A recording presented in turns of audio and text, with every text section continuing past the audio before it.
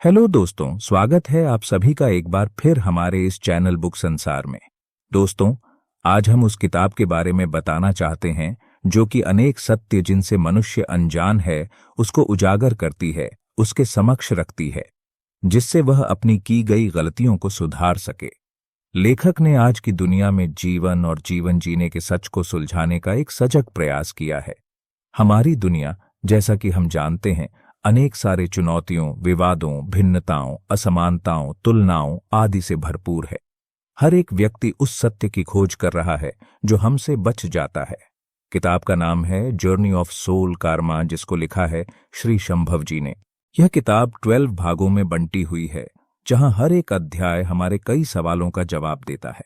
पहली ऐसी किताब जिसको आप किसी भी अध्याय से पढ़ना चालू करें, जिंदगी के असल मायनों का ज्ञान आपको होगा। हर मनुष्य के मन में यह सवाल कभी न कभी तो उठता ही है कि सब समस्याएं मेरे साथ ही क्यों, हमेशा मैं ही क्यों? मैंने पूरी जिंदगी अच्छे कर्म किए, फिर इतना दुख मेरे ही जीवन में क्यों? हमारे कई सवालों का जवाब हमें मिल जाएगा अगर हम इस क्यों को सुलझा ले। किसी समस्या का निवारण तभी हो सकता है जब हमें समस्या की जड़ का पता हो। ठीक उसी प्रकार जिस तरह बीमारी का पता लगने पर हम सही इलाज कर पाते हैं, लेखक ने इस किताब को अपने रीडर्स को एक गुरु की तरह समझाया है। असल मायनों में प्रेम क्या होता है, इसे समझाया गया है। हमारी सच्चे प्रेम से क्या अपेक्षाएं होनी चाहिए, इसका ज्ञान कराया गया है। अपने भय से मुक्त हो जाना ही परिवर्तन की पहली सीढ़ी है। मृत्यु एक सत्य है जिससे आप भाग नहीं सकते। मृत्यु के डर से भय रखना कहा कि समझदारी है। हर एक अध्याय को कहानियों के माध्यम से लेखक ने सरल शब्दों में समझाया है। लेखक अपने शिष्य अक्षय को एक कहानी सुनाते हैं जिसमें एक हिरण तालाब के किनारे पानी पी रहा होता है। अपनी छवि को पानी में देख उसे अपने सींगों पे काफी गर्व महसूस होता है और वह मन ही मन सोचता है कि मेरे सींग कितने सुंदर है।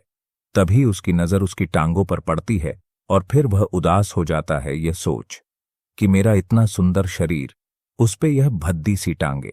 तभी उसे शेर के आने की आवाज सुनाई देती है और इससे पहले कि शेर उसको अपना ग्रास बनाता, हिरण वहां से भाग जाता है। किंतु थोड़ी ही दूर जंगल के बीचों बीच उसके सिंग किसी झाड़ी में फंस जाते हैं जिससे वह निकल नहीं पाता। उसे अब अपने सिंघों के होने का दुख और टांगों के महत्व के बारे में ज्ञान हुआ, पर अब शायद बहुत देर हो चुकी थी। शेर हिरण को अपना ग्रास बना चुका था। कई बार ऐसा होता है ना कि जब तक कोई चीज हमसे दूर न हो जाए तब तक हमें उसकी महत्व का ज्ञान नहीं होता। इसीलिए हमें अक्सर इस बात का ज्ञान होना चाहिए कि भगवान ने अगर आपको बनाया है तो किसी विशेष मकसद से ही। आप फिजूल नहीं है। समय आने पर आपको वह सब मिलेगा जिसके लिए आपने मेहनत की है। इसीलिए निरंतर प्रयास करते रहें। मृत्यु एक ऐसा कटु सत्य है जिससे आप बच नहीं सकते। जो जन्मा है उसे एक न एक दिन मरना भी है। सब अपना अपना किरदार निभाने इस धरती पर आए हैं। इसीलिए खुद से यह सवाल पूछने के लिए कभी भी देर नहीं होती। क्या मैं वह जीवन बदलने के लिए तैयार हूं जिसे मैं जी रहा हूं? क्या मैं अपने अंदर से बदलने के लिए तैयार हूं? यदि आपके जीवन में कोई भी दिन पिछले दिन के जैसा हो तो यह दुख की बात है। हर पल और हर नई सांस के साथ आपको पुनर्जन्मित होना चाहिए। वही लेखक भक्ति की महत्ता बताते हुए कहते हैं, अगर किसी चीज को पाने की शिद्दत हो और तुम उसे वैसे ही चाहते हो जैसा कि एक प्रभु अपने भक्त को, तो तुम्हें उसे पाने से कोई नहीं रोक सकता। लेखक बताते हैं कि अगर हम जीवन में ऊपर उठना है तो हमें औरों को ऊपर उठाना सीखना होगा।